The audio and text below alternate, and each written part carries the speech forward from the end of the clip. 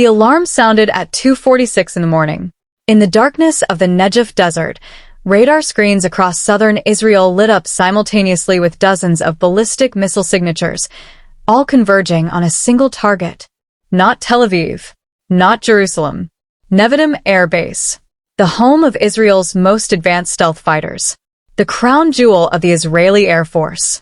The base that every military analyst, every strategic planner, every Iranian missile engineer has been obsessing over for years.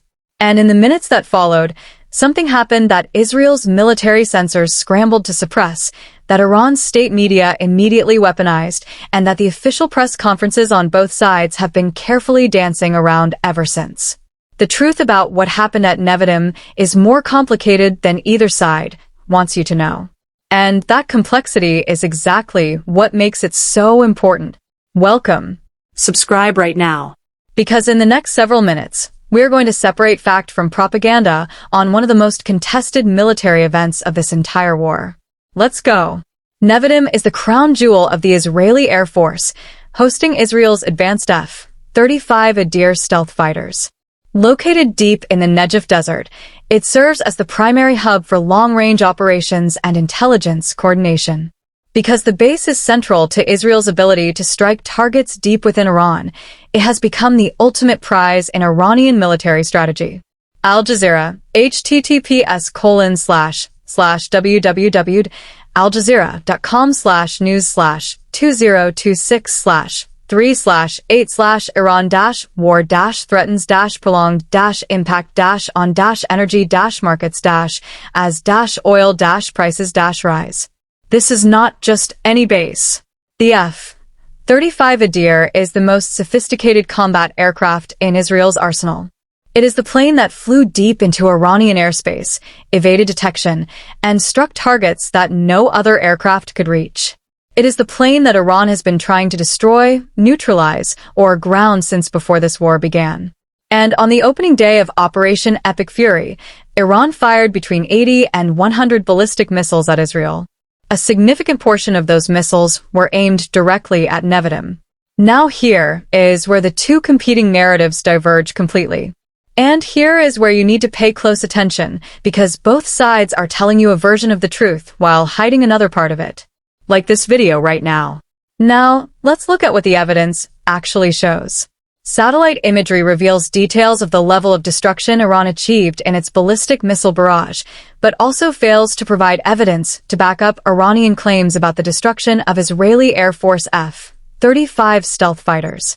Of the approximately 40 missiles that struck in and around Nevatim, 6 hit actual building facilities. 3 hit hangars. 2 hit administrative buildings.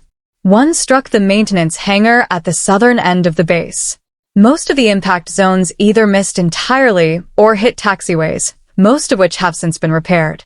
CNN https://www.cn.com/2026/03/10/prices-fall-Iran-war-intl.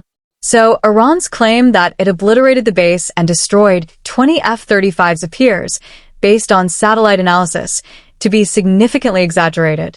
The base took hits. Real hits. But it was not obliterated. Israel's air defense system demonstrated severe limitations.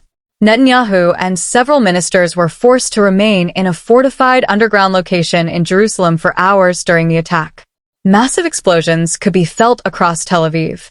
The current state of the Israeli fighter fleet remains highly uncertain, with losses of F-15s also reported at Hatzerim Air Base. PBS, https://www.pbs.org/news/show/march-9-2026-pbs-news-hour-full- episode. And here is the detail that Israel has been desperately trying to manage. The fact that Iran's missiles reached Nevatim at all is itself a significant military and psychological achievement. Researchers counted approximately 32 points where missiles landed around Nevatim Air Base. The number of impacts is probably closer to 40. If Nevatim is representative, that would suggest that more than half of Iran's ballistic missiles got through Israel's defense network. KSAT. https://www.ksat.com/news/politics/2026/03/036/0 3/election-results-key-races-to-watch-and-march-2026 primary. More than half got through. On the most heavily defended military installation in one of the most air defense-dense nations on Earth. That is not a minor footnote. That is a strategic revelation about the limits of missile defense, limits that Iran has been mapping and testing and probing for years, and that it exploited with brutal precision on the first night of this war. Share this video, because this is the piece the official briefings are glossing over. Let's keep going. Israel's military refused to share with major news outlets the extent of the damage to the airbase. The military said it didn't want to give information to Iran that could help Tehran understand how much damage its attack caused. Israel's military censor actively barred Israeli media from publishing exact locations of missile impacts and the extent of damage. Several missiles were also located near the Dead Sea, near where Israeli nuclear facilities are located. PBS, https://www. pbs.org/news/hours/oil-and-gas-rapidly-as-Iran-war-escalates. Israel is not telling you how bad it is. Because if Iran finds out exactly which hangars were destroyed, which runways are still operational, and which interceptor batteries were depleted in defending Nevatim, that information becomes a targeting map for the next wave. The censorship is militarily rational. But it also means that the official Israeli narrative of ineffective strikes, operations continuing normally, cannot be independently verified by anyone on the outside. During the defense of Nevatim, one of Israel's own Arrow, 3 interceptor missiles veered off course and detonated near an Israeli anti-aircraft battery in the Negev desert. The malfunction was captured on video. Israel's air defense system, Iron Dome, David's Sling, and Arrow, intercepted approximately 80 to 90% of incoming missiles according to most estimates. Wadaga Democrat. https://www.whathagaDemocrat.com/news/local/20268-A2E-408A048A04550 HTML. 80 to 90% intercept rate. That sounds impressive. Until you do the math. If Iran fired 100 missiles at Nevatim alone and 80 to 90% were intercepted, between 10 and 20 ballistic missiles still reached their target. 10 to 20 missiles hitting a single military base is not a failed strike. It is a penetration of one of the world's most sophisticated air defense networks at a scale that no analyst predicted was achievable.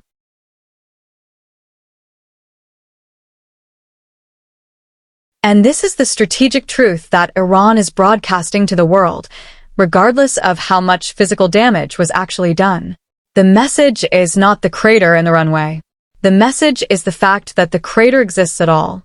F-35s play a central role in Israeli plans for potential attacks on Iran. Their stealth capabilities and advanced avionics make them the optimal asset for striking targets deep inside Iranian territory. Israel fields just 2 squadrons of these costly jets. Although Israel has a 3rd squadron on order, significant production issues mean Israel will only begin receiving newly ordered fighters from 2028. PBS, https://www.pbs.org/news/world/war-with-Iran-delivers-high-oil-prices-and-the global-economy. 2 squadrons. That is it. No replacements until 2028 at the earliest. Every F-35 that is damaged, grounded for maintenance after a missile strike, or destroyed represents an irreplaceable loss for the next 2 years minimum. And Iran knows the exact serial numbers, hangar locations, and maintenance schedules of those aircraft down to a level of intelligence detail that should terrify Israeli defense planners. The lack of damage may be due to the inherent difficulties in targeting an airbase at such a long distance, or may reflect Iran intentionally choosing to target areas rather than specific structures in order to decrease the likelihood of a major Israeli counter-escalation, while still demonstrating the capability to hit the base at will. CNN https://www.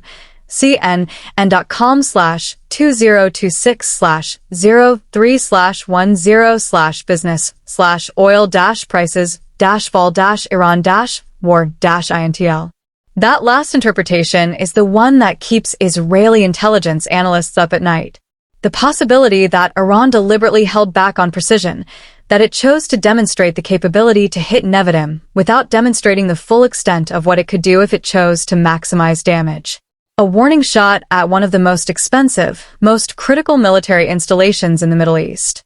If that interpretation is correct, then what happened at Nevatim on February 28th was not Iran's best shot. It was Iran showing Israel and America that it has a best shot and choosing, for now, not to use it. Iran's stealth attack strategy exploited a known vulnerability in Israel's air defense architecture. The Arrow system, designed for ballistic missiles, has a finite number of interceptors. Israel may have made the calculated decision not to fully defend Nevatim in order to save its most expensive interceptors to protect population centers like Tel Aviv. PBS, https://www.pbs.org/news/march-9-2026-pbs-news-hour-full-episode. Israel chose to let some missiles hit its most important airbase in order to protect its cities. That is not a failure of air defense. That is a brutal triage decision made in real time, under pressure, by commanders who knew they could not stop everything and had to choose what to save. And Iran engineered that exact choice by launching enough missiles to force it. This is asymmetric warfare at its most sophisticated, not the mass drone swarms you see on the evening news. This is years of intelligence collection, missile trajectory modeling, interceptor depletion calculations, and target prioritization, all executed in a single coordinated barrage on the opening night of a war. Iran's continued strikes on Nevatim have become a focal point of the broader conflict. The battle over the base's narrative, the clash of claims between Iranian state media and Israeli military censors, is itself a form of warfare. Psychological. Informational. Strategic. Al Jazeera, https://www.aljazeera.com/news/2026/3/8/Iran-war-threatens-prolonged-impact-on-energy-markets-as-oil-prices-rise. Because in modern conflict, what people believe happened matters almost as much as what actually happened. Iran's domestic audience believes the F-35 base was obliterated and Israel's air force is crippled. Israel's domestic audience believes the strikes were largely ineffective and operations continue normally. The international audience, watching satellite images and parsing censored press releases, is somewhere in the middle, increasingly uncertain about who controls the skies over this war. And that uncertainty is exactly where Iran wants the world to be. Uncertain means unsettled. Unsettled means the political will to continue this war at full intensity is harder to sustain in Washington and Jerusalem. Harder to sustain means Iran's strategy of attrition has a chance to work. Nevatim still stands. The F-35s are still flying. The Israeli Air Force has not been grounded. Those are the facts. But Iran struck the most important military base in Israel on the opening night of the war, got more than 30 missiles through one of the densest air defense networks on Earth, forced Israel to make triage decisions that left its own crown jewel partially exposed, and is now telling the world it can do it again, harder, whenever it chooses. That is not nothing. That is a signal. And the question that Tel Aviv, Washington, and every military planner watching this war is now asking is simple and terrifying. What does Iran do next with what it just learned? Drop your answer in the comments. Subscribe to this channel for every major update. Share this with someone who deserves the real story. We will see you in the next one.